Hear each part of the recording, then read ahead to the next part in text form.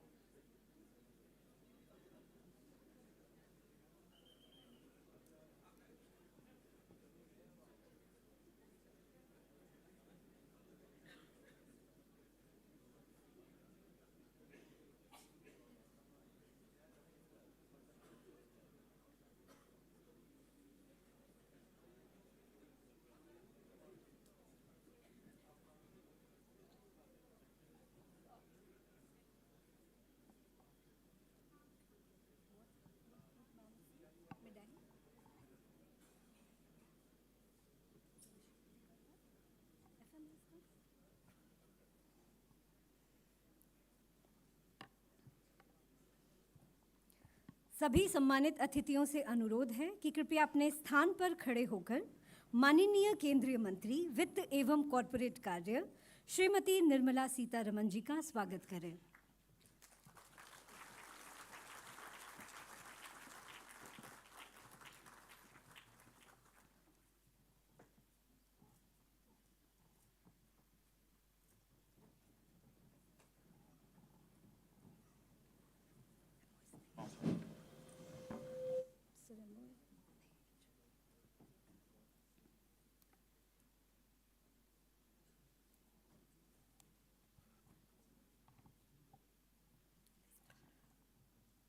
Namaskar. Honorable Union Minister of Finance and Corporate Affairs, Srimati Nirmala Sitharaman ji, the Secretary Revenue, Shri Sanjay Malhotra ji, esteemed senior officials of CBIC and CBDT, the retired senior officials of the department, members of the trade and industry, and my dear colleagues, a very good evening and a very warm welcome to all of you. On behalf of the entire Indian Customs fraternity, I, Varun Kaundinya, And I, Umul Khair, welcome you all to this event commemorating the 60 years of the Indian Customs Act 1962. It was exactly 60 years ago on this day that the Customs Act 1962 was enacted. As a newly independent India opened up to the trade with the rest of the world, it was a seminal effort to replace the various erstwhile acts promulgated by the British and to coalesce the multiple rules and regulations on customs into one single law. The Customs Act 1962 over the last 6 decades has come a long way and today forms the bedrock on the basis of which the imports and exports of our country take place with a focus on simplified procedures and trade facilitation. Driven by the motto of Desh Sevarth Kar Sanchay, Indian Customs guards the economic frontier of the country against illicit activities while keeping in view the government's larger goal of ease of doing business. It is to commemorate the completion of 60 glorious years and to celebrate the milestones achieved en route that we are all gathered here today. माँ सरस्वती का आह्वान करते हुए हम आज के कार्यक्रम की शुरुआत दीप प्रज्वलन के साथ करेंगे। मैं मंच पर उपस्थित सभी गणमान्य व्यक्तियों से अनुरोध करती हूँ कि वे कृपया दीप प्रज्वलित करके आज के कार्यक्रम का शुभारंभ करें।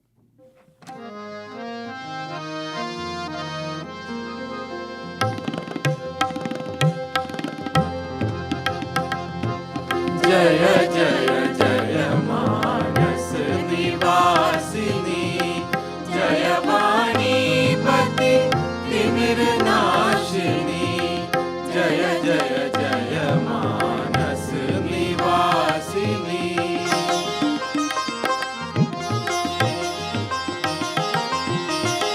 बुद्धि ज्ञान फल सुभगदायिनी, नव विवेक चैतन्य दायिनी, बुद्धि ज्ञान फल सुभगदायिनी, नव विवेक चैतन्य दायिनी, कृपा चक्षु मूढ़तारासिनी,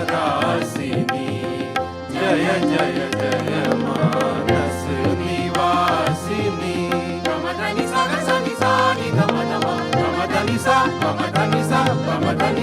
कृपा ज्योति भू जग प्रकाशिनी, अंधकार अज्ञान नाशिनी, कृपा ज्योति भू जग प्रकाशिनी, अंधकार अज्ञान नाशिनी, वर दो मां हे बुद्धिदायिनी, जय जय जय मानस निवासिनी, जय वाणीपति तिमिर नाशिनी, जय जय जय मां, जय जय जय मां, जय जय जय मानस निवासिनी।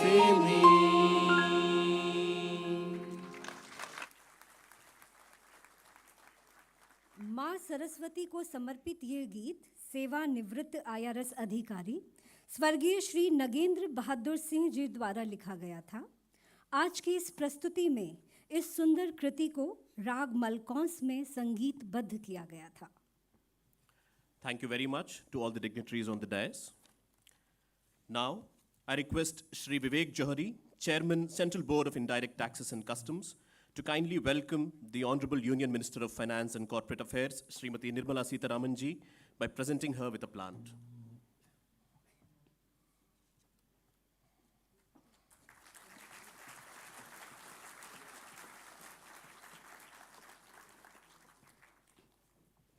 I also request Vivek Johari sir, Chairman CBIC, to welcome the Secretary Revenue, Shri Sanjay Malhotra ji, with a plant.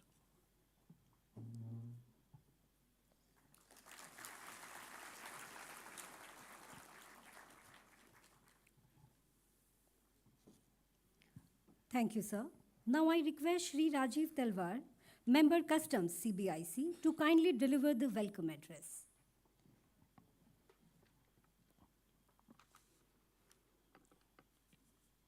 Respected Madam Union Finance Minister, Revenue Secretary, sir, we are indeed honored with your presence as our guest today in celebrating 60 years of the Customs Act. I am encouraged by the presence of our esteemed colleagues from sister departments and the Direct Taxes Board. You collaborate with us and support our endeavors. The participation of stakeholders in today's event is a matter of much happiness. Not only are we partners in the logistics processes, but your critique of our work guides us to make improvements. I warmly greet the past and present officers of customs. Your work provides life to this legislation. Madam, there are numerous ways in which the Act has displayed its progressive nature. I will recount a few. It has been a tool for expanding economic activity. For example, we created dry ports by innovating a notional border at inland container depots. This allowed nascent manufacturing and consumption centers to grow bigger across the length and breadth of India. The theme of facilitation is evident in the provisions of the Act. It has empowered the induction of electronic customs and parallel processing. The acceptance of risk evaluation in the wording of the Act has allowed us to more and more facilitate trade at the border itself. These have made savings in time and resources for our nation. Ma'am, the Act is adequately equipped for enforcement purposes and in dealing with uncertain environment with respect to trade or movement of persons across borders. I thank our lawmakers for reposing faith in the board through the provisions in the Act which allow us to facilitate the trade. I conclude, ma'am, by saying that the Act has also conferred duties upon officers of customs. It is a must that each officer inculcates a mindset to harmoniously read and implement these provisions. On behalf of the board, I welcome our chief guest. Thank you.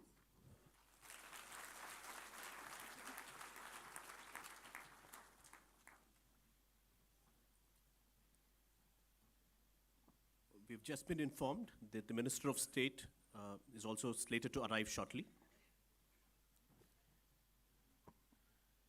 Thank you very much, sir, for the welcome address. Moving forward, to commemorate the completion of 60 years of the Customs Act, we are delighted to present a customs song today before this August gathering. This song is written by an officer from the department, Srimati Shubhagata Kumar, Commissioner, and is now going to be performed by her and the team of officers led by Srimati Aruna N. Gupta, Mr. Kumar Satyam, Mr. Aditya Kumar, Mr. Rajiv Khanda, Mr. Arjun Maharshi, Mr. Shivang Sharma, and Ms. Priyanka Dobriyal. The song describes the multifaceted role played by Indian customs in guarding the economy, the health, and the safety of Indian citizens, while simultaneously ensuring that visitors to India are treated in consonance with our tradition of Atithi Devo Bhava.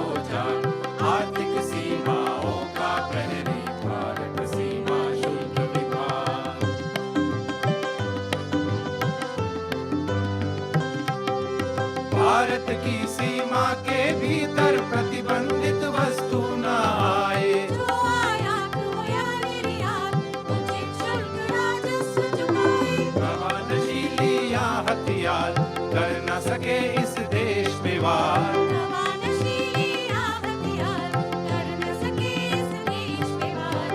जब तक सीमा शुल्क सजग है हर ऐसी कोशिश बेकार। जब तक सीमा शुल्क सजग है हर ऐसी कोशिश बेकार।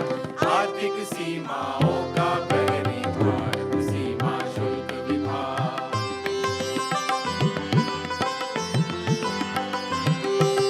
नई शैली नई तकनीकों से तुरंत निकासी होती है।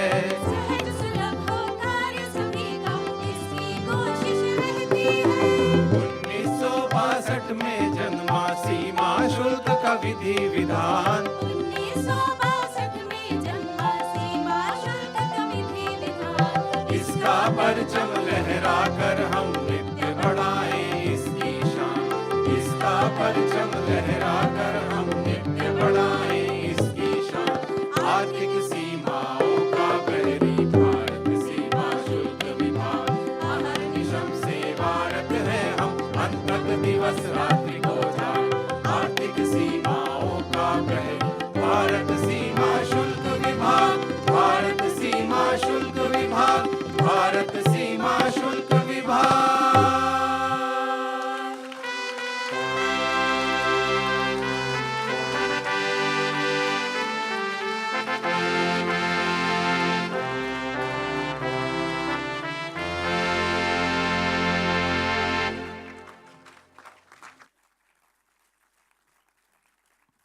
इतने सुंदर गीत के लिए गायन मंडल के सभी अधिकारियों का हार्दिक धन्यवाद। इस गीत में बड़े ही सुंदर तरीके से भारतीय सीमा शुल्क के कर्तव्यों एवं उपलब्धियों का वर्णन किया गया है। हमें पूर्ण विश्वास है कि इस ओजस्वी सीमा शुल्क गीत से विभाग के सभी अधिकारियों एवं कर्मचारियों के बीच एक नई ऊर्जा का संचार होगा। भारतीय सीमा शुल्क अधिनियम के 60 वर्ष पूर्ण होने के उपलक्ष्य में आज सीबीआईसी द्वारा इस अवसर पर एक शुभंकर अर्थात मैस्कट जारी किया जा रहा है। मैस्कट के चयन के लिए विभागीय अधिकारियों के बीच एक प्रतियोगिता का आयोजन किया गया था। मैस्कट का चयन Shri Nachiket Nivrutti Sunavne, intelligence officer DRI Mumbai zonal unit द्वारा प्रस्तुत डिजाइन के आधार पर किया गया है। मैं माननीय केंद्रीय वित्त मंत्री श्रीमती निर्मला सीतारमन जी से अनुरोध करती हूं कि वो कृपया रिमोट द्वारा मैस्कट का लोकार्पण करें।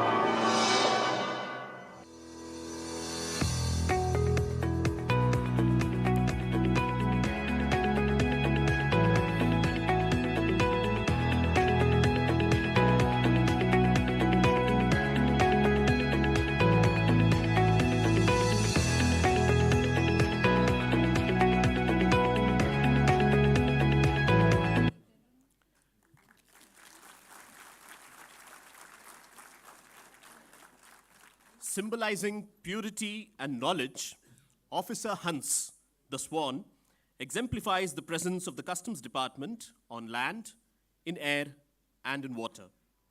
Its flight, with its wings spread wide, denote poise, grace, and speed, while its migratory nature signifies intelligence, also alluding to the migration of the department towards artificial intelligence. Mythology attributes the swan with the ability to extract milk from a mixture of milk and water, a metaphor for being able to differentiate between good and evil. It reverberates the ability of customs to identify and prevent illicit activities of smuggling of goods and narcotics. CBIC has also come up with a replica of mascot of Hans Officer. This replica has been created by using 3D printing technology. The material used is polylactic acid, which is a bioplastic derived from organic and renewable sources. I now request Sri Vivek Johari, Chairman CBIC, to present this replica of the mascot of Officer Hans to the Honorable Union Minister of Finance and Corporate Affairs.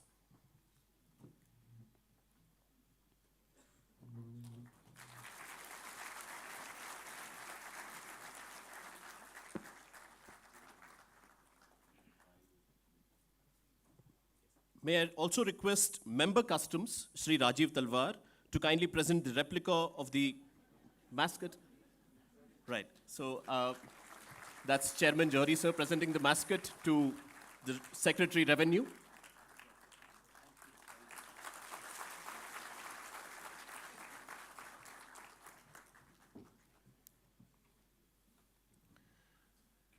A competition to select the design for the medallion was also held among the officers of CBIC. The medallion has been created on the basis of the design provided by Ms. Umul Khair and Mr. Kevin Boban, Deputy Commissioners, Air Cargo Import, Delhi, and Ms. Gauravi Dubey, Deputy Director, Nasin, Bhopal. I now request the Honorable Union Minister of Finance and Corporate Affairs, Srimati Nirmala Sitharaman ji, to kindly release the medallion.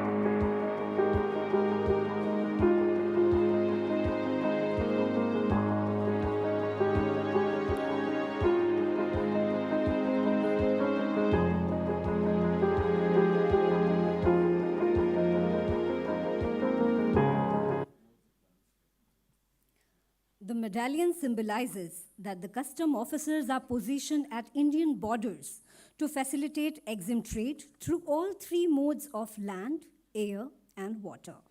The tricolor is shown to represent the dedication and commitment of Indian customs to serve and safeguard the country. The aircraft aiming towards sky shows the effort put in to achieve the goals as well as the mode of transport through which Indian customs deal with the clearance of goods. The ship at the base denotes the enormity, speed, and the wide reach. And the tagline, Desh Sevart Kar Sanchay, denotes the purpose of all the efforts put in by the officers under CBIC. धन्यवाद madam. आगे बढ़ते हुए भारतीय सीमा शुल्क अधिनियम के 60 वर्ष पूर्ण होने के अवसर पर उसकी गौरवशाली यात्रा को प्रदर्शित करने के लिए एक लघु फिल्म बनाई गई है। यह फिल्म भारतीय सीमा शुल्क की दूरगामी पहुंच और देश की आर्थिक अखंडता को बनाए रखने में इसकी महत्वपूर्ण भूमिका को दिखाने का एक सुंदर प्रयास है। आइए अब हम भारतीय सीमा शुल्क की इस यात्रा का आनंद उठाते हैं।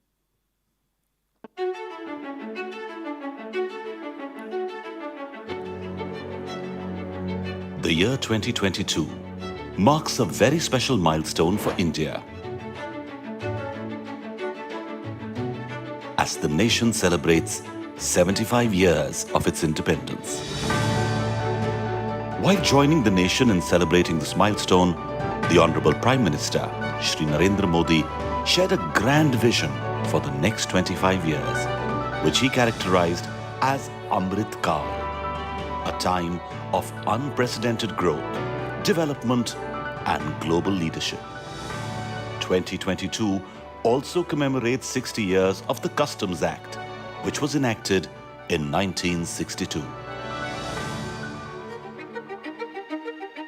While levy of customs duties traces back to medieval times, a formal system was introduced with enactment of Sea Customs Act 1878, followed by the Land Customs Act 1924. With independence came new challenges and opportunities. A consolidated legislation amalgamating various provisions of customs was enacted as the Customs Act 1962. This laid the foundation for Indian customs to emerge as a multifaceted force, ever ready to meet new challenges. Customs administration has reinvented itself over the years through liberalized procedures and infusion of technology. Faceless customs has been fully established. Over the years, Indian customs has supplemented its role from being a revenue collector to border control and further on to an active enabler of trade facilitation.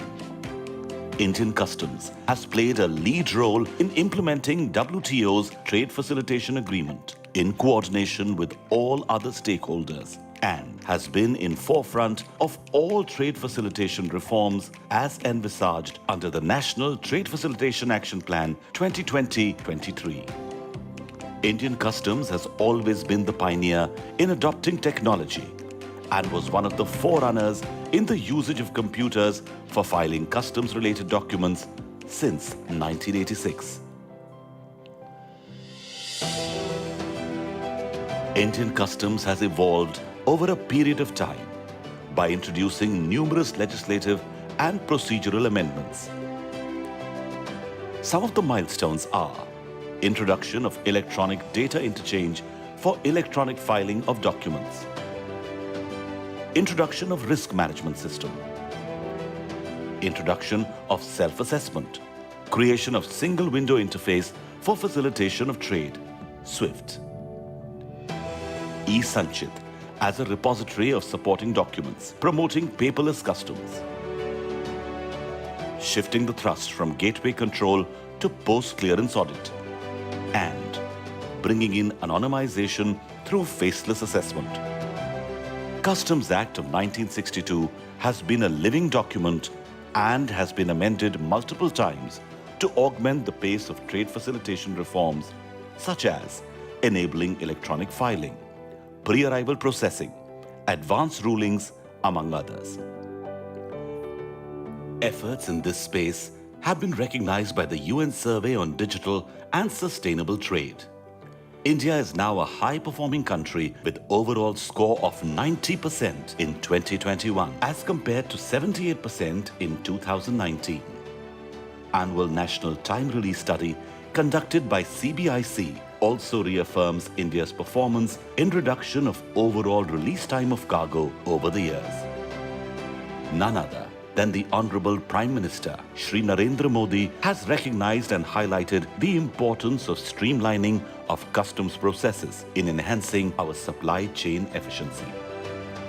CBIC continues to endeavor at further reforms by way of increased use of technological and regulatory interventions to ensure faster clearances while ensuring supply chain security. Some of the major initiatives being planned include launch of Single Window Phase 2, web-based goods registration for exports and e-bonds.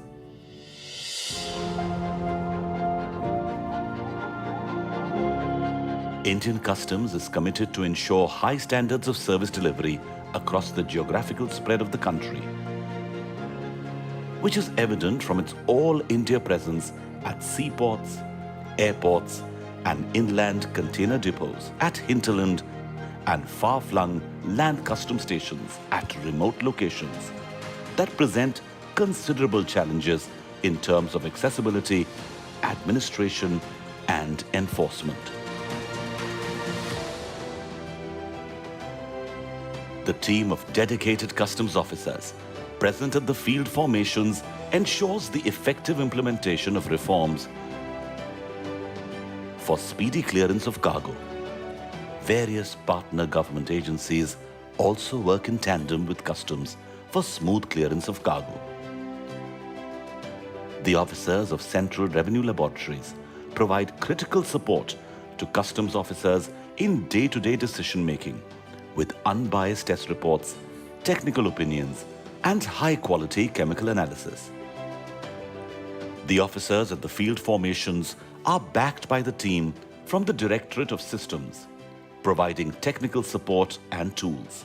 A dedicated Directorate of Analytics and Risk Management system enables a data-driven approach through analytical reports. In the field of enforcement, Indian Customs has been instrumental in detecting and curbing cross-border economic frauds and smuggling of contraband goods, including drug trafficking and illicit international trade in wildlife and environmentally sensitive items. Indian Customs has also been adapting to use the innovative measures in form of establishing K9 units consisting of sniffer dogs to check smuggling of narcotics and wildlife articles.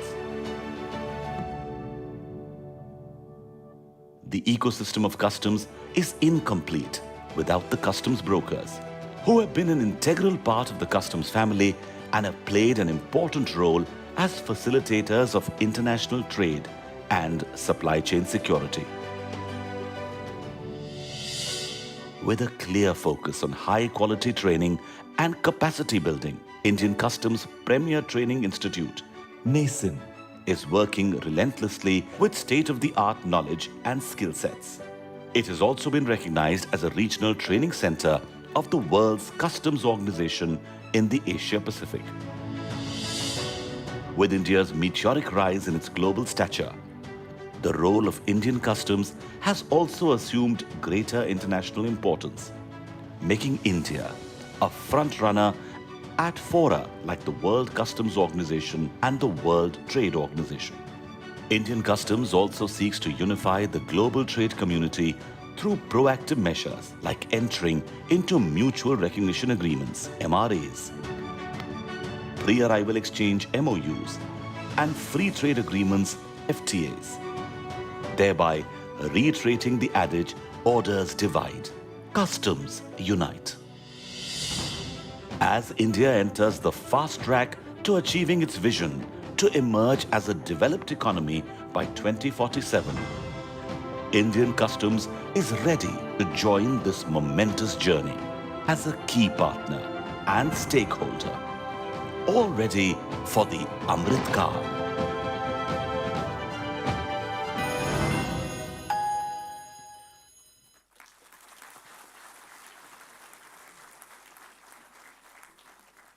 अब हमारे बीच माननीय वित्त राज्य मंत्री भी पधार चुके हैं।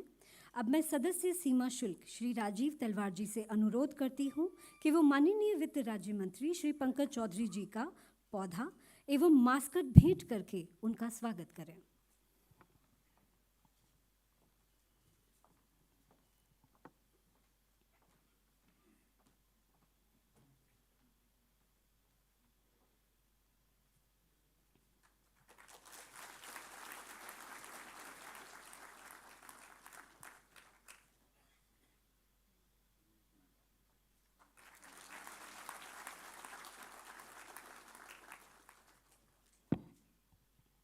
Dhanyavad. This short film that we just watched has very beautifully depicted the values, ethos, and the achievement of Indian Customs over its glorious journey.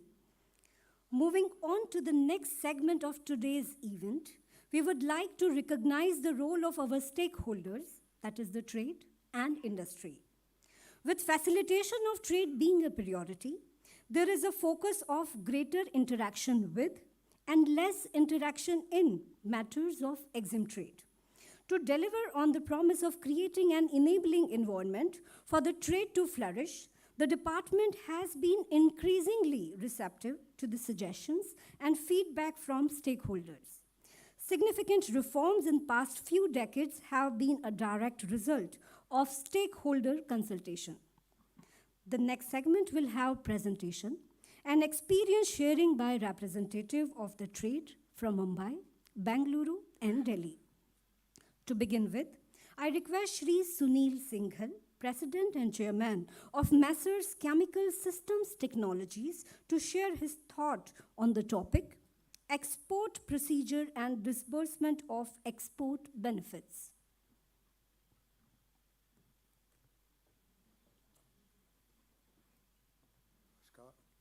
Namaskar.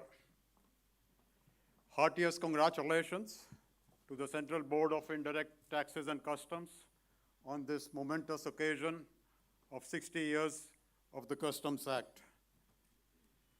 Chemical Systems Technologies is a pioneer in the sugar processing technology area, with many of these technologies developed indigenously. And due to the technology's usage, India has been able to export 8 million tons of sugar in the last year, earning valuable foreign exchange for the country. We export complete sugar refineries and also specialty sugar processing chemicals to various countries in the world. Our bioenergy division is very proud to be associated with the 2G ethanol plant recently inaugurated by the Honorable Prime Minister. This technology will enable India to move ahead on its path to carbon reduction, as well as reduction in the import of crude oil, and encourage bioenergy. Coming to our experience with the Customs Department, we have many such efforts are really praiseworthy. The faster clearance of exports not only helps us, but even helps our clients, because the turnaround time is much shorter. The quick refunds are very useful especially for MSMEs like us, because that definitely helps with the cash flow. And now, surprisingly, within 1 day, 2 days, the refunds come to us, which never happened before. The e-Sanchit and paperless transaction reduces business cost, again, helping us to be more competitive for our exports, and of course, helping the nation export more and more. The system-selected customs checks definitely is a big measure towards ease of doing business, and all these measures definitely help us on ease of doing business. Couple of suggestions on the way forward. One is a web-based registration of export goods so that the transactions become even more paperless and anonymous. 2, a single window in exports so that the Customs Department can interact with various government authorities and get the information readily and speedily. I would like to thank all the customs officers and their staff who ceaselessly work day and night to help us, the exporting community. संक्षिप्त में मैं यही कहूँगा कि पहले custom से थोड़ा डर लगता था, परंतु अब वो मित्र और सहयोगी के रूप में हमारे सामने आते हैं और हमारी मदद करते हैं. धन्यवाद. जय Hind. Thank you very much, Mr. Singhal. I would now like to invite Shri Shubhankar Bhattacharya, Vice President Tax at Messrs. Bosch India, to share his thoughts on the topic Authorized Economic Operators.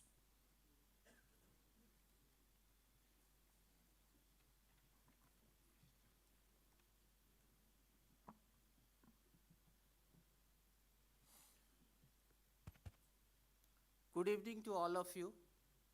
At the outset, I would like to thank Government of India, Ministry of Finance, for providing us with an opportunity to share our story on the occasion of 60th anniversary of Customs Act. I would like to start my presentation with who we are and then move on to why a program like AEO is attractive and beneficial for companies like us. And in the end, I would conclude with what we expect further from this program. Madam, we are a 40-year-old group with diversified business interest in the field of automotive, industrial technology, consumer goods. We are an 80 billion euro in size, having presence in 60 odd countries with 400,000 in employee strength. In India, we are not new. We are 100 years old. Headquartered in Bengaluru, we have built manufacturing facilities over the years across India, which houses 31,000 of our employees. In the last fiscal year, we have clocked 3 billion euros as revenue from all the 4 business segments. Moving on to why a program like AEO is attractive and beneficial for companies like us, and why we choose to be part of it. Being engaged in global trade, we would like to be seen as a secure trader and a reliable trading partner. This is possible only when we are AEO certified. And that's the reason 72 of our business entities across multiple jurisdictions holds AEO accreditation. The program is not only about being called as a secure trader, but the program also confers certain defined benefits, which results in savings of time and cost. Let us look ahead our AEO journey. We started our AEO journey in 2016, or I would say even before 2016, when the ACP program was in place, which finally got transitioned into the flagship AEO program. Over a period of last 6 years, we have been able to enroll 7 of our group entities into the program, and as on the end of 2022, we have 2 entities who enjoys the highest 3-3 status. The fact that with the span of 6 years, we have been able to enroll 7 of our group entities itself shows how the program is structured, it's convenient and ease in the onboarding. Looking at the benefits, we had significant benefits out of this program given the size and volume of the business we deal with. The faster customs clearances helped us to reduce demurrage cost. The direct port delivery enables us to maintain just-in-time inventory, and the deferred duty payments ensures cash flows are managed effectively and efficiently. Moving on to my last slide about what we expect further from this program, I would like to touch upon 2 key expectations. The one is on the deferred duty payment facility. We would like the government should consider making it monthly instead of fortnightly. The second expectation is on FTA benefits for AEO certified clients. We should have a facility whereby they can avail FTA benefits in cases where they are not able to produce CAO because of shorter transit periods. With these 2 recommendations, I believe when implemented would make the program further interesting for many more companies. In the end, I would say a big thank you to CBIC for consistently rolling out measures that are, friendly and that facilitates trade and industry. Thank you. Thank you very much, Shri Shubhankar Bhattacharya. Now, I would like to call upon Shri Shankar Shinde, who is the chairman, and Shri Dushyant Mulani, chairman-elect of Federation of Freight Forwarders Association of India, to share their views on the topic, faceless assessment.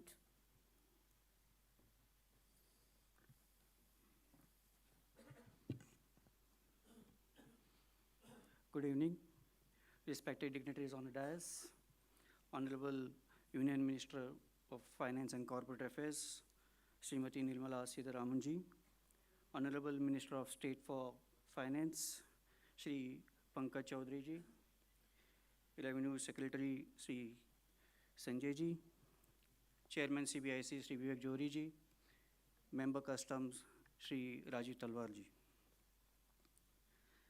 Ma'am, it's a proud moment to be the part of this event and share our experience as a national apex body of 30 custom brokers association in India, 6,500 members handling more than 90% of the exempt custom clearance cargo.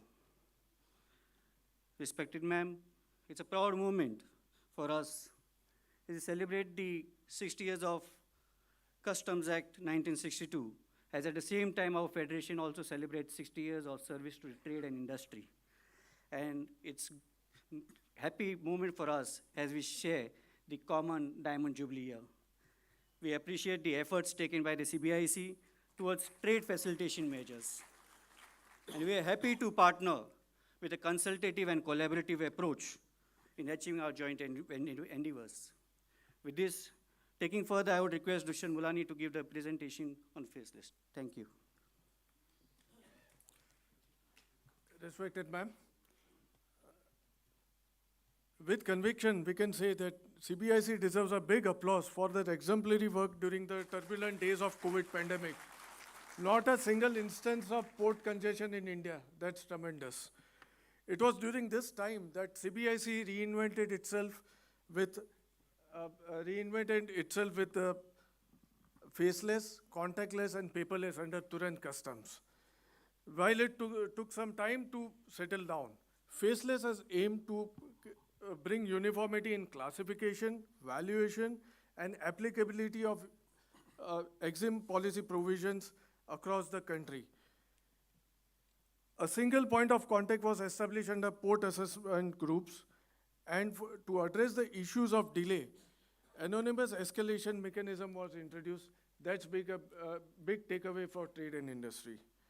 These measures have actually resulted in reduction of the dwell time and payment of demurrage and detention charges. We can see from the chart appended here. Going further, madam, based on our feedback from various custom clearance locations across the country, we have identified few suggestions and recommendations which will help taking faceless to a next level of facilitation.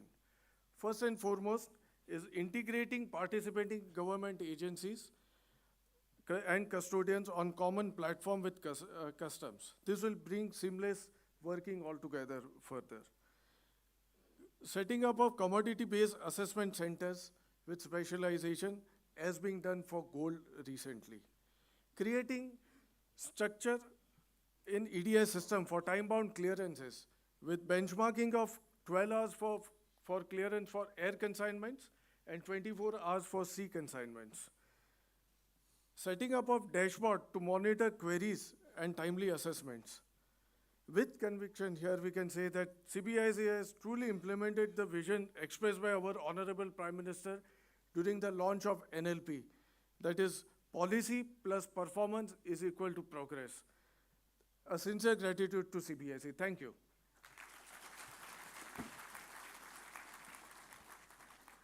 Thank you very much, Shri Shankar Shinde and Shri Dushyant Mulani. Moving on to the next segment of the event.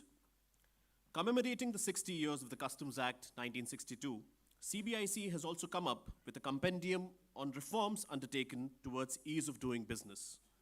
I request the Honorable Finance Minister, Srimati Nirmala Sitharaman ji, to kindly release this compendium.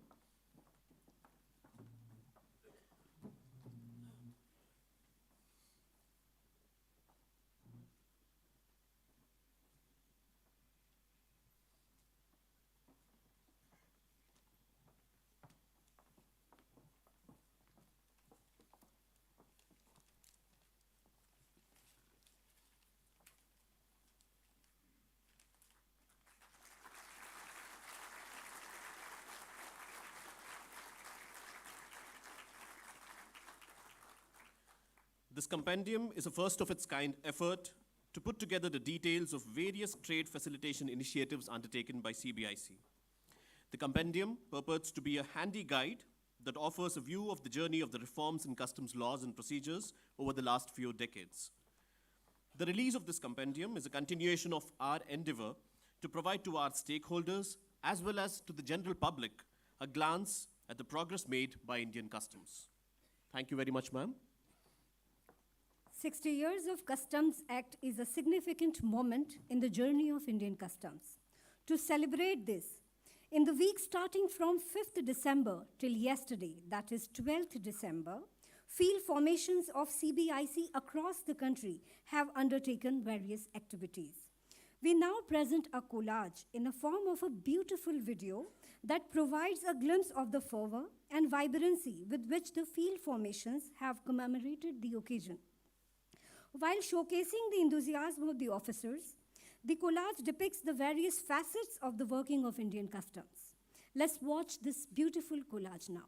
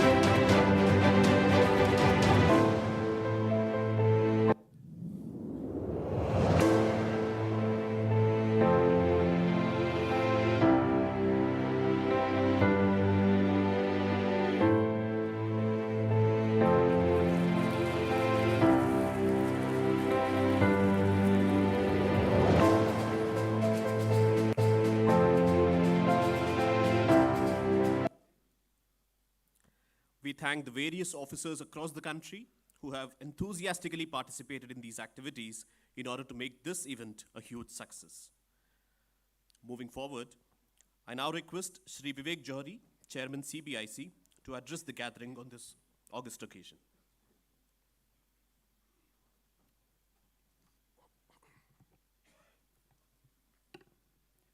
A very good evening to all of you. Honorable Union Minister for Finance and Corporate Affairs, Srimati Nirmala Sitharaman ji. Honorable Minister of State for Finance, Shri Pankaj Chaudhary ji. Revenue Secretary, Shri Sanjay Malhotra. My colleagues from the board, chairman and members of CBDT, other senior officials from our partner government agencies and departments, senior officials of the government, members of the press, media, and dear friends.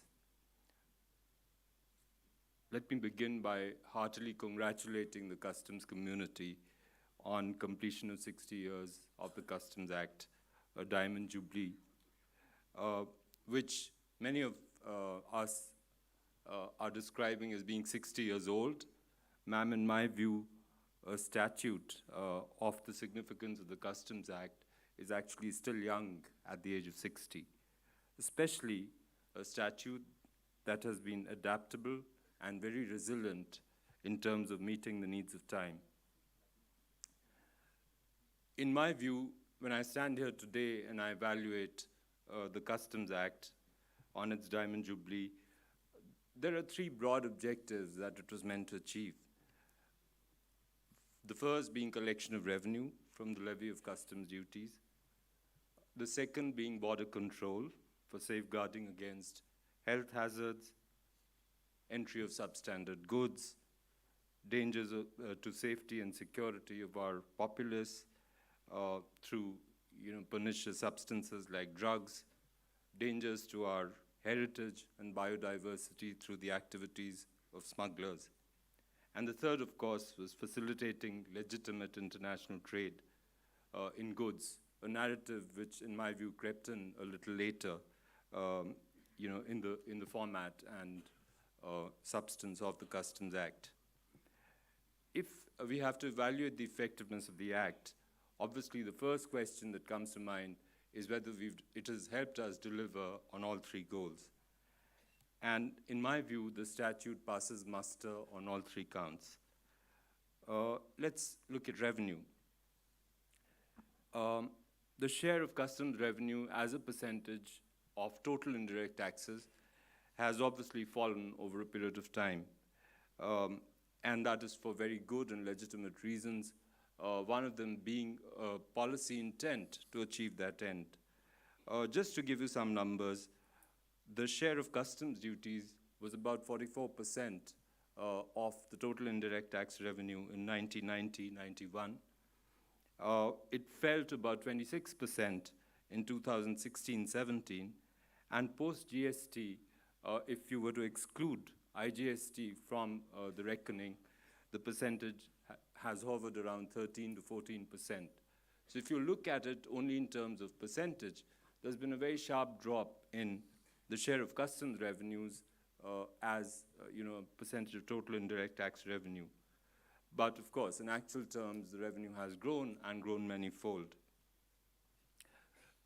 Part of the reason is that the growth in other taxes, particularly GST, has been very buoyant, as a result of which, and as a result of the intended drop in tariff levels, the revenues from customs have fallen. But the other change in policy perspective has been that customs duties and customs law is no longer viewed as a source of revenue, but it's meant to subserve other important objectives. Likewise, the ability to curb smuggling of gold, drugs, cigarettes, other contraband, violations of other laws, etc., is also proven to have happened, and we've been quite effective in curbing these activities which are prejudicial to our economic interests. This is witnessed by the huge growth that we've had in seizures and confiscation of these goods, in detecting cases of outright smuggling. And again, if I were to evaluate this on the cornerstone of how effective the statute has been in allowing us to do so, I can't think of very many legal impediments in achieving that objective. The third, of course, is the trade facilitation objective. And when I think of the Customs Act from that perspective, I was quite interested to find, ma'am, that way back in 1962, when the act was, when the statute was enacted, there was actually no provision or no time bar on raising demands of cases of fraud, etc. When the bill went to the select committee and there was a discussion there, there was a suggestion to actually limit the time, which was then curtailed to 5 years. And so right from the word go, there has been an element of trade facilitation built into the statute. But then at a particular point in time in history, that became the most important narrative of the customs law. And even though we've tried very hard to negotiate this balance between trade facilitation and enforcement, I think the statute has helped us achieve the right balance over a period of time. What can be a better measure of that than the drop in overall release time of cargo, despite being as effective, if I may say so, in fulfilling the enforcement objective. So I think the Act has served us well in achieving that balance between enforcement and trade facilitation. Just a word about what have been the most contentious issues with regard to the statute. And I'm just jogging my memory, ma'am, about the major issues that have been figural in my career from time to time as a customs officer. I remember in my younger days, there were lots of disputes about what would be the applicable rate of duty, particularly in a situation where duties were going up, with respect to cargo that had already entered the territorial waters. And the argument that was being given is that ships that had already entered or consignments that had already entered had completed the act of import legally and technically, and therefore they were entitled to the lower rate of duty, even though the rate had been enhanced in the meanwhile. This, I recall, was settled finally by the Honorable Supreme Court subsequently.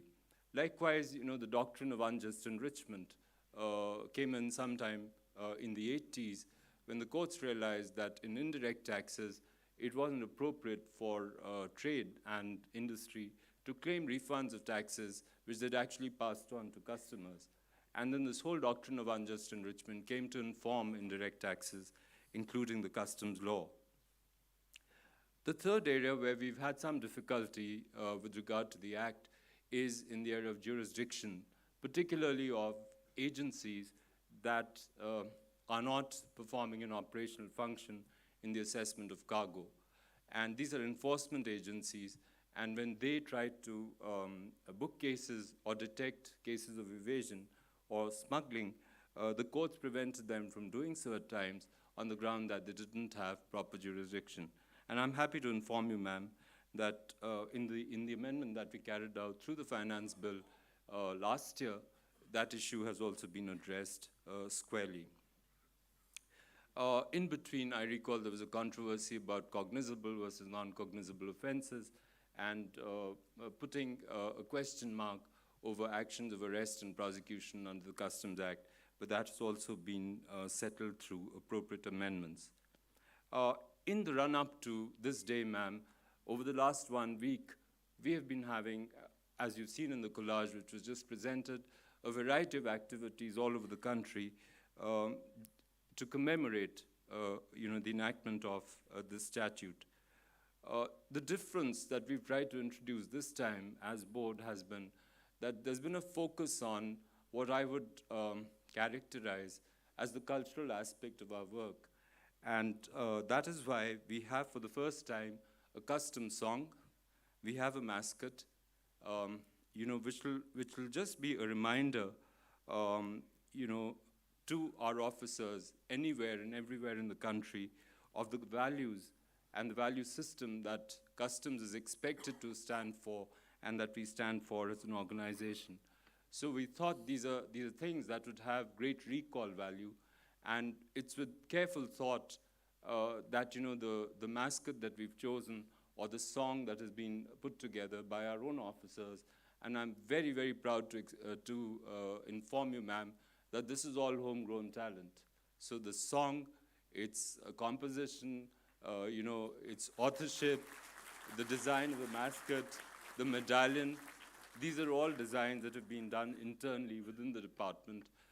And I'm extremely proud of that achievement. Of course, there are challenges that continue to haunt us in the implementation of customs law, but I'm very confident that the core of the Customs Act being intact through the years and its ability to assimilate changes, whether they're technological or they're social or legal, will see us through these challenges.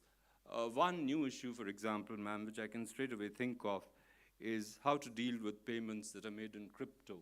We had a case recently, and I'm happy to share with the audience, where the payment for some smuggled goods was made partly by way of crypto. And it's the first time, I think, that customs have seized cryptocurrency, because proceeds of something that is illegally imported is liable to seizure. And this was a new experience, and our law doesn't directly speak to it, but I'm sure we'll find a way out to overcome this challenge. We continue to struggle, for example, with undervaluation and trade-based money laundering. And we've brought in some legal changes again, ma'am, in last year's finance bill to deal more effectively with that. The other new challenges on the horizon appear to be posed by e-commerce and its increasing role in international trade, and also with regard to phenomena like 3D printing. The issue with 3D printing could well be that the value of the goods gets mixed up with the value of services that inhere in cargo or in goods. And so it's easy to shift value from goods to services, which in my view could pose a challenge. But I'm sure once again the customs law will come up to the mark on that. I thank members of the industry who are here with us today to share their experience. I assure you, ma'am, that I've taken note of their suggestions, particularly with regard to the AEO program and some of the changes that exporters are looking for. Some of the ideas are already with us, and we're working on them, but I assure you that we'll take these forward in our journey towards better services to the trade and higher trade facilitation. I once again congratulate everyone on this momentous occasion, and thank you very much. Jai Hind.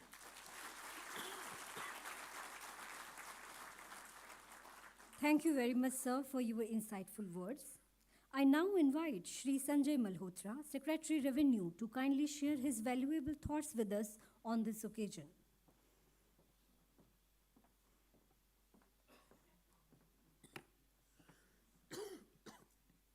Honorable Minister for Finance and Corporate Affairs, Honorable Union Minister of State for Finance, Chairman CBIC, members of CBIC, the Chairman and members of CBDT, other senior officers, the whole Customs Department community, ladies and gentlemen. First of all, I would like to congratulate the department for organizing this whole week of commemorating the Customs Act enactment. I think it's a very novel and unique opportunity, a unique way in which they have found means to get the whole department together at various locations across the country. And these events, these celebrations have an important role, I feel, in keeping the whole machinery energized, well-oiled, and at the same time giving an opportunity to all of us not only to celebrate our achievement, but also at the same time to review, what we need to do, what we have done, what we need to do, and how we need to improve. So I would like to compliment the department for organizing this whole week of celebrations and doing it with such gusto and enthusiasm. Some very nice creations, songs, the mascot that you have brought about. All these things, I think, they add a lot of sense of not only achievement, but also of recognition amongst the people. And so in that respect, a big congratulations to the department for this initiative. While I was coming here and while I noticed, your mascot, the swan, the Hansa, flying in, I was reminded of Udan. So people my age would remember, we grew up with Udan, the serial where, a customs officer was the hero, and it depicted the valor, the dedication, the sincerity of the customs department officers. And so in that sense, the swan and the Udan kind of comes together. And of course, it was very inspirational for us youngsters at that time. And I am happy to note that over the years, since the late 80s that we saw that serial, and now it's been more than 30 years, 35 years, I think that serial, we would have seen that serial. The journey of the customs department has really been like that of a swan. It's been an Udan. The number of achievements that we have seen, whether it's in terms of the recent achievements that we talk about, whether it is in the form of SWIFT, whether it is in the form of iSkate or eSanchit, and in also not only in terms of technology, but other legal changes, the facilitation that we have brought about, the turnaround time that has decreased over the years in handling of the cargo at various ports. I think, and especially now, when I look at it from the department more closely, the journey has been certainly remarkable. We all need to be proud of it. And I'm sure, of course, there is a lot still to be done. All of you have, during the week and even otherwise, all of you have put your heads to it. The budget is around the corner. The Customs Act, of course, has stood the test of time, but there are things to be done, there are improvements to be made, and I'm sure a lot of suggestions have come in, not only from the trade and industry, but also from the bright minds of our own department officers. And the Udan that started will continue even in this budget. In the end, I again compliment you and thank you for having given me this opportunity. Thank you. Thank you, sir. We assure you that this Udan shall continue. Thank you once again. अब मैं माननीय वित्त राज्य मंत्री श्री पंकज चौधरी जी से अनुरोध करता हूं कि वे आएं और कृपया सभा को संबोधित करें।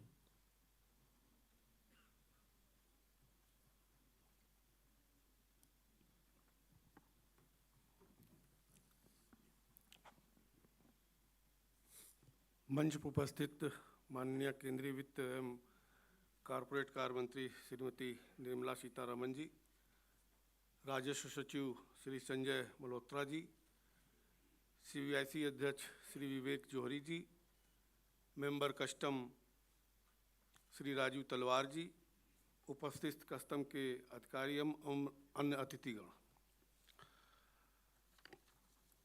आज सीमा शुल्क अधिनियम के 60 वर्ष पूर्ण होने पर, स्वर्णिम वर्ष पूर्ण होने पर इस उत्सव में शामिल होकर मुझे अत्यंत प्रसन्नता हो रही है। इस अवसर पर मैं यहाँ उपस्थित सीमा शुल्क परिवार के प्रत्येक सदस्य को बधाई देना चाहता हूँ कि उन्होंने 60 वर्षों में सीमा शुल्क के क्षेत्र में अपनी गौरवमय परंपरा को आगे बढ़ाने का कार्य किया है। भारत में वैदिक युग से ही राज्य में वस्तुओं के प्रवेश पर कर लगाने का उल्लेख मिलता है। प्रसिद्ध अर्थशास्त्री कौटिल्य ने भी बाहर से आने वाले माल पर कुल मूल्य के 5वें भाग तक का शुल्क लेने की संस्तुति की थी। कौटिल्य ने अपने ग्रंथ अर्थशास्त्र में यह नीति बनाई थी कि राजा को राज्य में किसी भी वस्तु के आगमन पर शुल्क वसूलना चाहिए। विदेशी व्यापार में लागू सीमा शुल्क अथवा कस्टम ड्यूटी के शब्द की उत्पत्ति संभवतः इसी परंपरा के कारण हुई होगी। ऐतिहासिक दृष्टि से विश्व का सबसे पुराना शुल्क है। भारत में अंग्रेजी शासन काल से सर्वप्रथम 1776 में बोर्ड ऑफ रेवेन्यू का गठन किया गया और 1808 में पुनर्गठित किया गया। 1859 के टैरिफ एक्ट में आने वाले सालों में कई परिवर्तन हुए और 1934 में भारतीय टैरिफ एक्ट पारित किया गया। स्वतंत्रता के बाद देश के औद्योगिकीकरण और व्यापार के विस्तार के कारण एक नए एक्ट की आवश्यकता महसूस की गई। सन 1962 में यही सीमा शुल्क अधिनियम पारित हुआ, जिसकी 60वीं वर्षगांठ मनाने के लिए हम सब यहाँ उपस्थित हुए हैं। इसमें तत्कालीन सीमा शुल्क, समुद्री सीमा शुल्क और हवाई सीमा शुल्क का समावेश एक रूपता लगाई गई। तब से आज तक हमारे उपदेष्टा प्रधानमंत्री के नेतृत्व में एवं हमारी माननीय वित्त मंत्री महोदया के निर्देशन में भारत के विश्व की 5वीं बड़ी अर्थव्यवस्था बनने के दौरान कई चुनौतियों और कई समस्याएं आईं। प्रक्रिया में परिवर्तन हुआ। मैनुअल के स्थान पर कंप्यूटर ने काम का जिम्मा संभाल लिया। मुझे खुशी है कि इन समस्त परिवर्तनों के मध्य सीमा शुल्क विभाग ने समय के साथ कदम मिलाकर आज भारत को फेसलेस, पेपरलेस और कॉन्टैक्टलेस कस्टम तक पहुंचाया है। स्विफ्ट ई सील प्रोग्राम, जोखिम प्रबंधन प्रणाली इत्यादि महत्वपूर्ण पड़ावों के साथ कस्टम विभाग आज इस मुकाम पर पहुंचा है कि 80% से ज़्यादा कंटेनर बिना किसी रुकावट के क्लियर होने लगे हैं। हमारे सर्वप्रिय प्रधानमंत्री श्री नरेंद्र मोदी जी के नेतृत्व में और हमारी माननीय वित्त मंत्री महोदया के निर्देशन में विभाग ने तुरंत कस्टम के एक नए दौर का आह्वान किया है। इसमें विश्व भर के सर्वोत्तम प्रक्रियाओं को समावेश करके कस्टम क्लियरेंस को भी और भी तेज करने का प्रयास किया जा रहा है। वर्तमान सदी में तकनीकी और इंटरनेट की व्यापक पहुंच के कारण कोई मुल्क एक दूसरे से अछूता नहीं है। विश्व वास्तव में एक ग्लोबल विलेज बन गया है। ऐसे में जहां एक तरफ देश के लगभग 250 पोर्ट में कहीं भी दाखिल किए हुए बिल का आकलन देश के किसी भी कस्टम पोर्ट पर हो पाना गर्व का विषय है, वहीं सोने, सिगरेट और मादक पदार्थों की तस्करी एक गंभीर चिंता का विषय है। ये आर्थिक सुरक्षा के साथ साथ समाज के लिए भी खतरा है। अर्थव्यवस्था में विस्तार के साथ साथ चुनौतियां बढ़ना लाजमी है, लेकिन मुझे उम्मीद है कि जिस तरह कस्टम विभाग ने अभी तक समय की ज़रूरतों के हिसाब से स्वयं को ढाला है और चुनौतियों को सफलतापूर्वक सामना किया है, इस चुनौती को भी गंभीरता से लेते हुए तस्करी के राक्षस को पूरी तरह से समाप्त करेगा। मैं ये उल्लेख करना चाहूँगा कि जिस प्रकार कस्टम विभाग की दशा व दिशा के साथ कार्य क्षमता को कोविड के दौरान भारतवर्ष ने सलाम किया था, उसी प्रकार मैं उम्मीद करता हूं कि आप तस्करी और कर चोरी को इस तरह पूर्ण रूपेण समाप्त करें कि देश की नहीं पूरा विश्व आपकी सराहना करे। इन्हीं बातों के साथ मैं अपनी वाणी को विराम देता हूं। आप सबको यहाँ पर बहुत बहुत बधाई देता हूं। जय हिंद, जय भारत।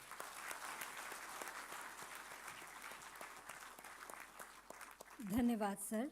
हम आपको विश्वास दिलाते हैं कि भारतीय सीमा शुल्क के अधिकारी इसी प्रकार कर्तव्य निष्ठा एवं समर्पण के साथ देश की प्रगति के लिए सदैव तत्पर रहेंगे। Now I request Shrimati Nirmala Sitharaman ji, Honorable Union Minister of Finance and Corporate Affairs, to kindly address the gathering on this august occasion.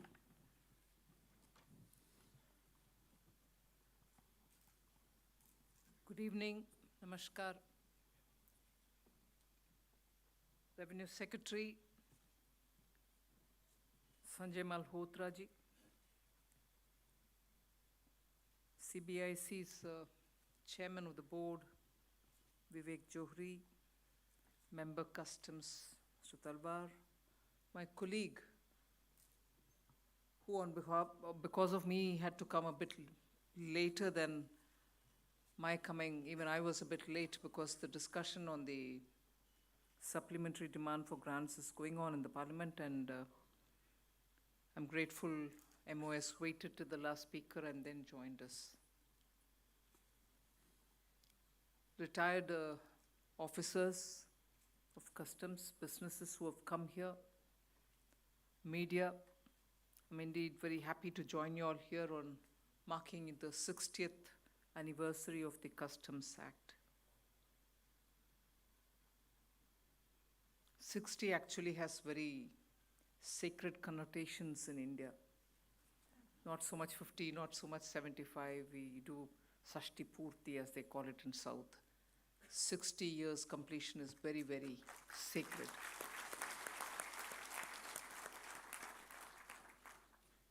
It's marked with a lot of solemn ceremonies at home. A lot of attention is given, and also a lot of care is given about what's going to be the next 60 years like, and so on.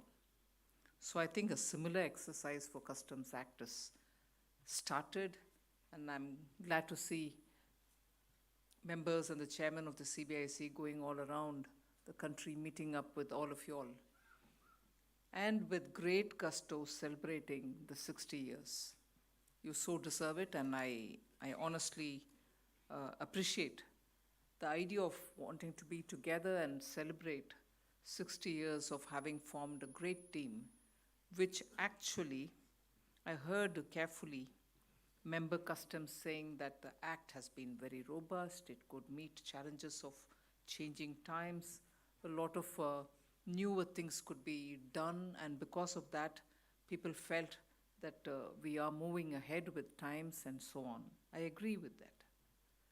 But I also want to say that in 60 years, no other service would have experienced such a pressure because of COVID, particularly in India. And if 57 odd years went away doing different things effectively, the test by fire happened during 2020. And it is at that time what Talwar actually said, that was put to the litmus test, saying, can the Customs Act and can those officers who serve under it really rise up to the needs of 2020 pandemic, the lockdown period, where nobody wanted to see another person or touch another person or receive anything from somebody else's hand. You didn't want to meet anybody. You wanted to be sure with your family, but you were meant to be at the border, at the customs station.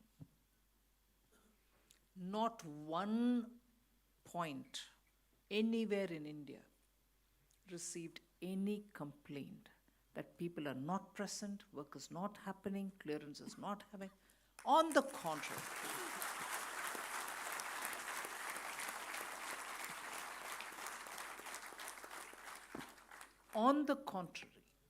even as things were happening, there was voluntarily people were calling up to say things are moving fast, not just for those big companies which wanted their chips to come in time because their production will be halted, lockdown is affecting their production, or inventories which were stacking up, they weren't able to move out. Not just them. And not even big charitable institutions which were bringing all these PPE kits or oxygen, machines. But even individuals who were scared for their elderly parents who are here and who sent some small packet of medicines or anything that they thought at that time is the big thing to reach in time. So big or small, hospital or institutions or individuals, everyone was served, and with that kind of extra speed which was required. Because normally, if as per the rules, you can take 12 or 10 hours, here no one had the patience to wait because it was a question of a life. and with immense commitment to your duty. It's time to remember that, because 60 years is happening today, but we're talking of 2 years ago, 57, 58th year. But I need to recall this because the robustness which Talwar referred to of the Customs Act is not because of what is written in the Act. It is because of how you people thought that Act be what it is. You didn't stick on to that 12 hours routine, saying, hey, I have to clear it 12 hours later, but now it's just 1 hour since it's come. No, you were just there doing it on your toes. So the robustness of the Act is more because of you and the way you took it on yourselves.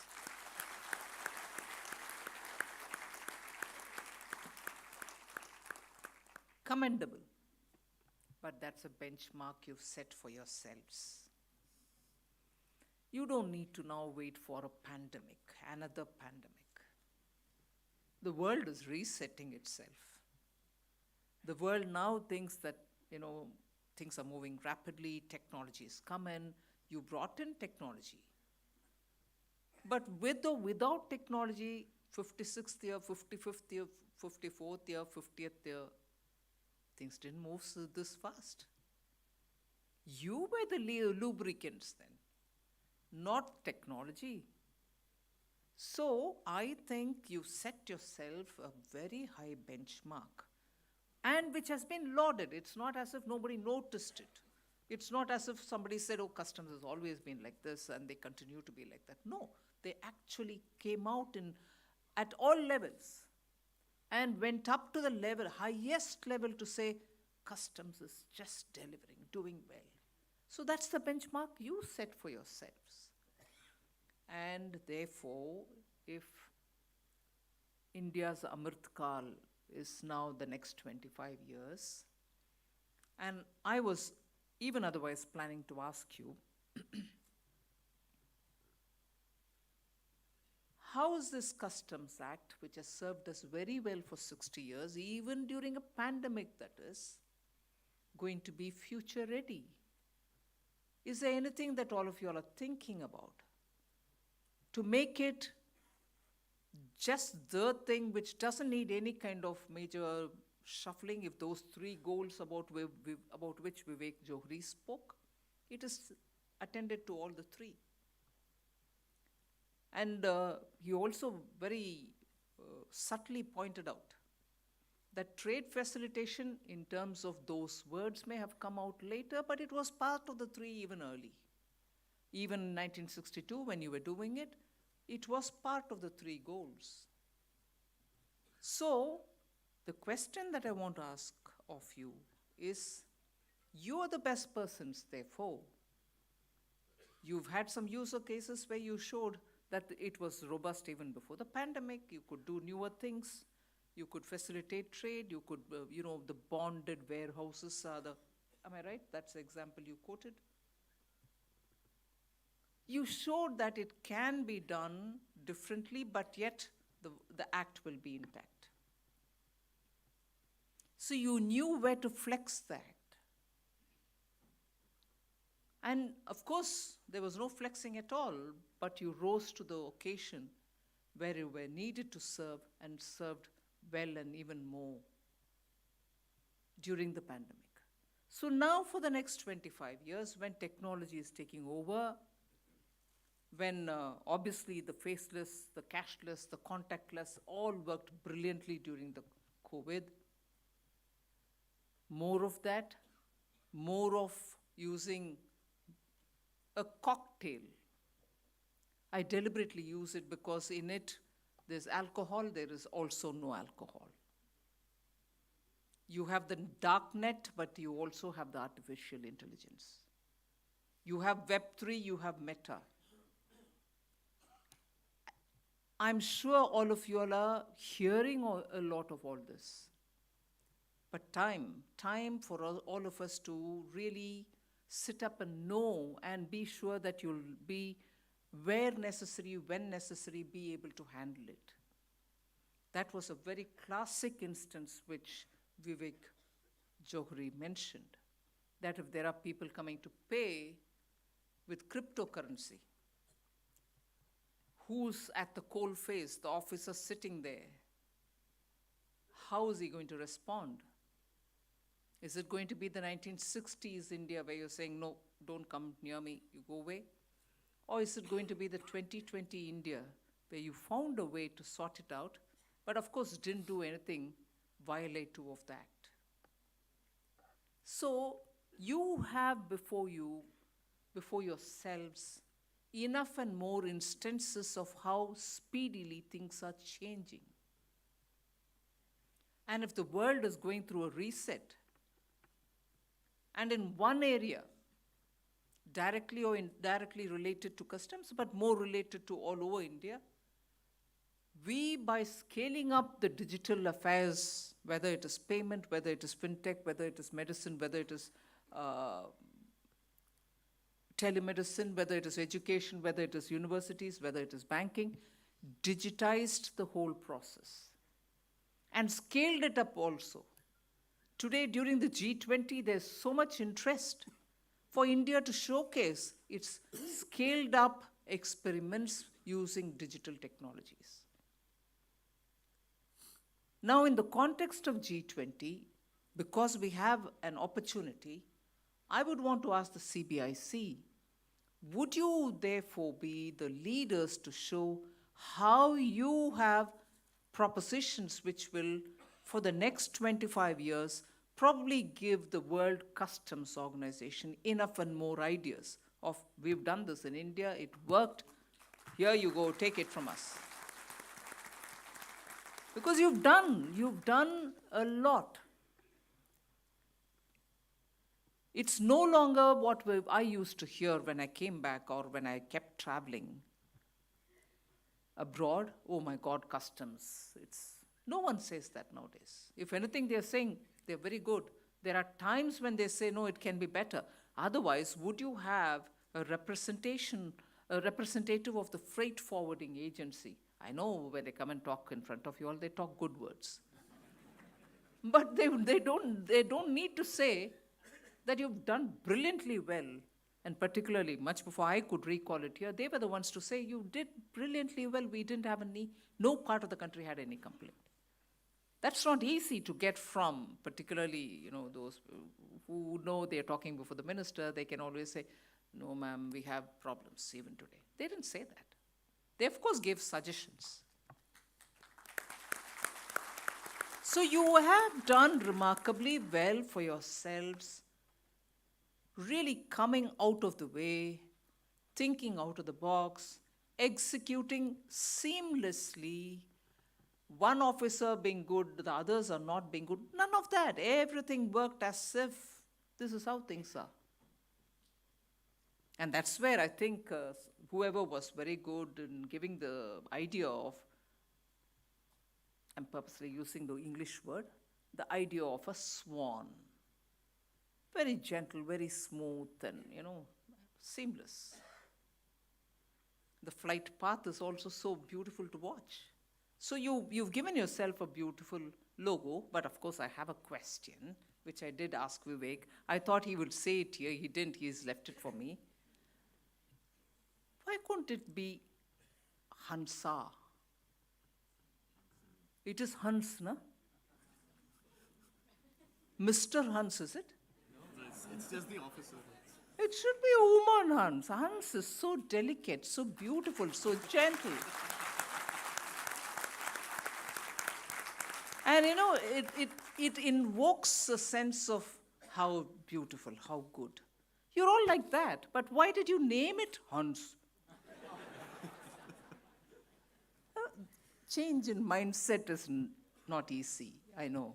You've done it in so many different ways, but here, the original, no, we won't let go.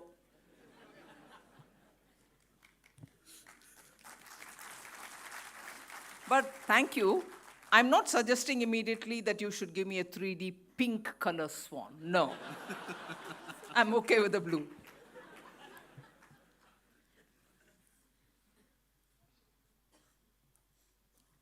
Actually, whoever's thought about it has done a good job, because even when it is going to catch a fish or, is going to pick on something for it, it does it so harmlessly, hurtlessly, It's not on a wild hunt.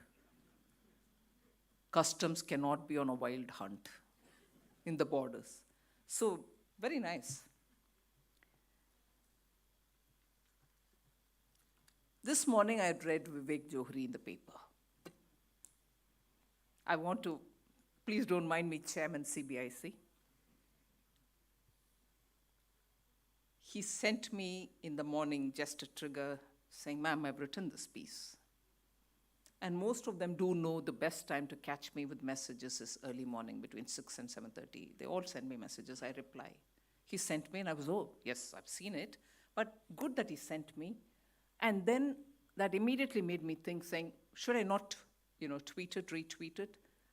He's, after all, done a good article and everything else. But that's, again, all of us fall back. And I won't blame Vivek. I'm probably also equally like that. He didn't give me the link. He's just sent me a photo image of it. And what do I do with the photo image? I mean, after all, I need to promote my chairman CBIC, who's done a brilliant job sitting and writing it up and all that. So spend some extra 10 minutes to get the link and then put it out.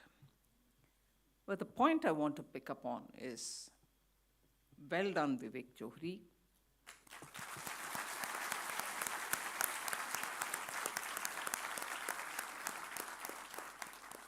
But I'm sure many more of you all can write about customs, write about issues faced by customs, write about how Indian customs is far more progressive and moving forward.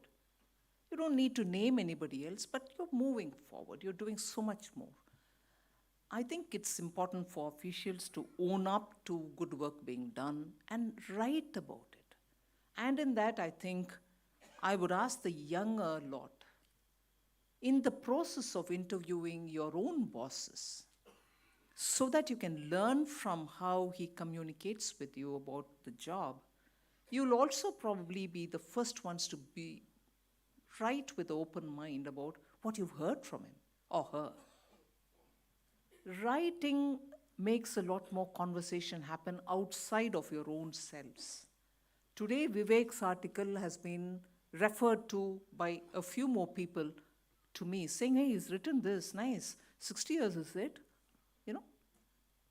That's the kind of curiosity we need to invoke or provoke in people and be able to address it with more information that you can share. So I would think you shouldn't stick to protocol saying, I don't know, should I take permission, should I not take permission, can I write, can I not write?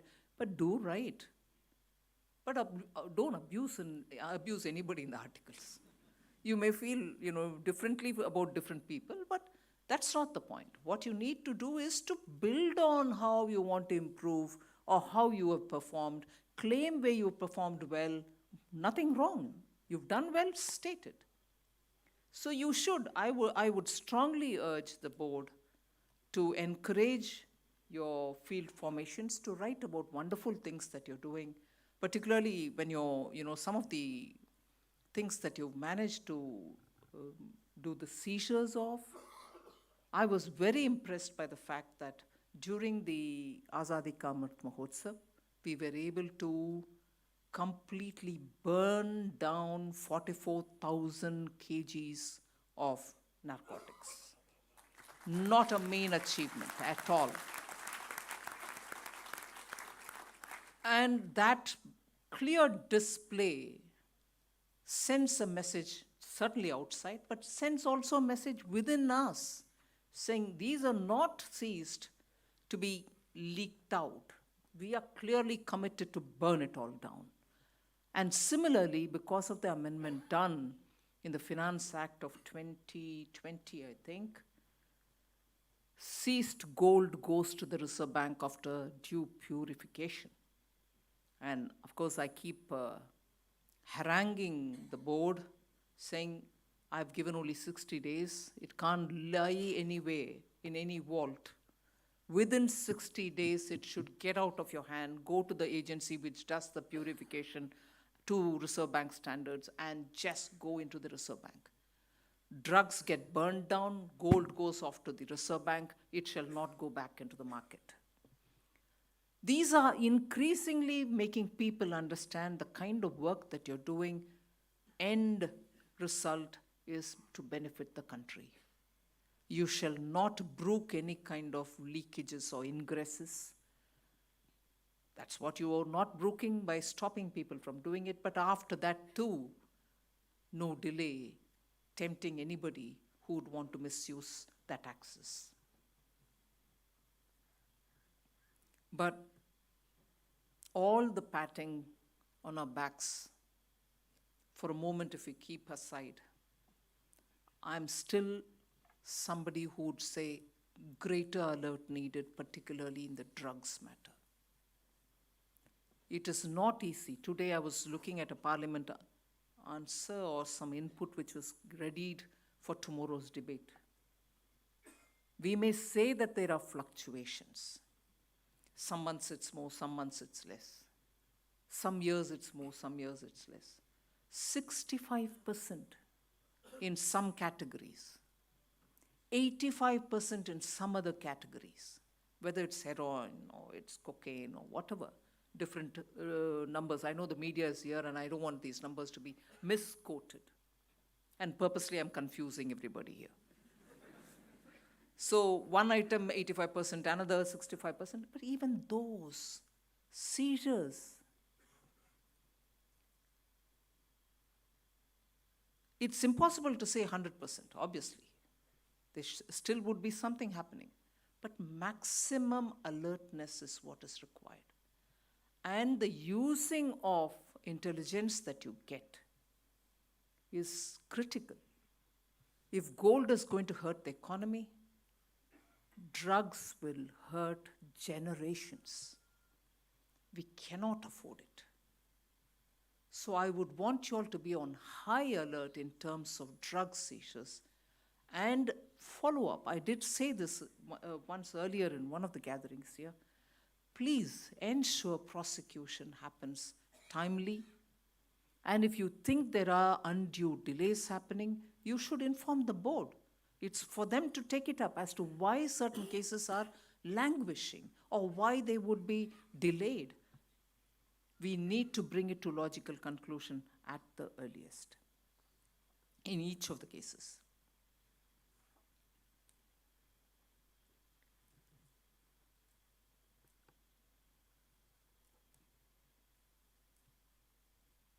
So thank you very much for being here.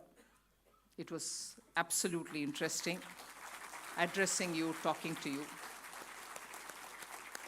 But let me add this as the final touch.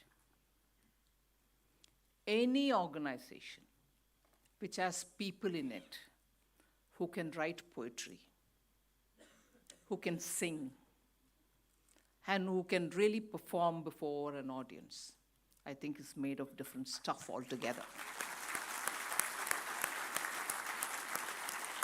And I honestly appreciate the effort made by you all. This is not the first time I think I've heard your choir sing earlier as well. It actually makes you feel so human. You know, it gives you that touch. Brilliant idea, and I think more of you all should cultivate that interest because it brings down a certain calmness to oneself. It's great that Customs is encouraging your own officers to do it. All kudos, appreciation. Thank you very much.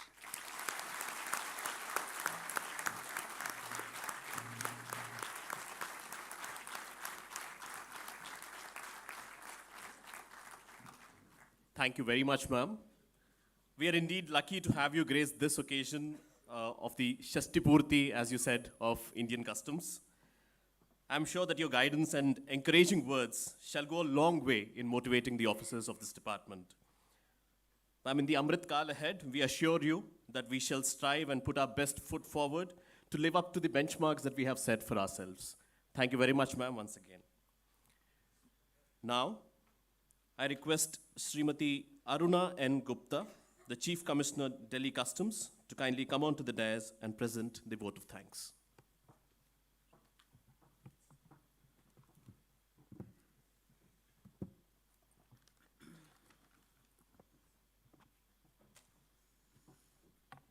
Good evening. Honorable Union Minister for Finance and Corporate Affairs, Srimati Nirmala Sitharaman ji. Honorable Minister of State for Finance, Shri Pankaj Chaudhary ji. Revenue Secretary, Shri Sanjay Malhotra. CBIC Chairman, Shri Vivek Johri. Member Customs, Shri Rajiv Talwar. Members of CBIC, Chairman and members of CBDT, distinguished guests, officers of CBIC, ladies and gentlemen. I feel honored and privileged to propose a vote of thanks on behalf of CBIC to all the dignitaries and guests who have made it convenient to attend today's function to celebrate the glorious 60 years of Customs Act.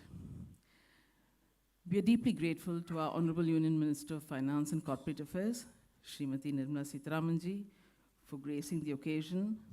Ma'am, your gracious presence and inspiring words motivate us to set new standards of excellence in public service. We are grateful to the Honorable Minister of State for Finance, Shri Pankaj Chaudhary ji, for being part of the celebration today and for his words of encouragement and appreciation. We are also grateful to the Revenue Secretary, Shri Sanjay Malhotra, for his guidance and encouragement. Sir, we recognize the need of keeping pace with rising expectations of various stakeholders and look forward to your continued support for all our future endeavors. Our grateful thanks to Chairman CBIC, Shri Vivek Johri, for his leadership and inspiring vision for the organization, and to Member Customs for his unstinting support and encouragement. I express my sincere thanks to all members of CBIC for their guidance and support while preparing for this iconic event. Customs is intricately connected to various partner agencies and departments. I convey my sincere thanks to all senior officials of other departments and agencies who have encouraged us today by their august presence. Principal Directors General, Principal Chief Commissioners, Directors General, Chief Commissioners of CBIC, who have traveled from all over India to attend today's event, I express my heartfelt gratitude to all of them and to all officers of CBIC for their enthusiastic participation. Delhi Customs is honored to have the opportunity to organize and host this event, but I would be failing in my duty if I don't profusely thank the Directorate General of Taxpayer Services and the Customs Wing of CBIC for guiding and assisting us throughout. I also specially thank the officers of Delhi Customs Zone for the deep commitment, involvement, and dedication shown by them to ensure the success of this function. I'm thankful for the presence of the officer trainees of the 73rd batch, and my special thanks to all the retired officers of CBIC who are here today. I'm deeply obliged to the management and staff of Ambedkar International Center for so ably supporting us in today's event. And my grateful thanks also to the members of press and media who are present here. You are our force multipliers in our effort to reach out to the public at large. The celebration cannot be complete without thanking our most important stakeholders, the representatives of trade and industry. Thank you for your constant feedback, which encourages us and also helps us steer our future actions to do better. We look forward to the continued partnership in taking India onto the world map as a 5 trillion economy soon. Before I conclude, I would like to thank all the doyens who were responsible for the creation and crafting of the Customs Act 1962, and those who have nurtured, modulated, and shaped it over years, making it more attuned to withstand the challenges of time and change, and making it one of the most robust pieces of legislation. Thank you for giving us this opportunity for celebrating this momentous occasion. And thank you all once again. Jai Hind.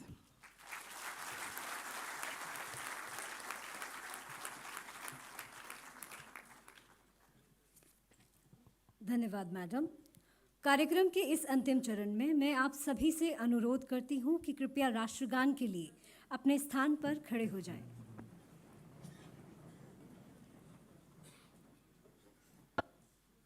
जनगण मन अधिनायक जय हे भारत भाग्य विधाता पंजाब सिंध गुजरात मराठा द्राविड उत्कल बंगा विंध्य हिमाचल यमुना गंगा उच्चल जलधि तरंगा तव शुभ नामे जागे तव शुभ आशीष मांगे गाहे तव जय गाथा जन गण मंगलदायक जय हे भारत भाग्य विधाता जय हे जय हे जय हे जय जय जय जय हे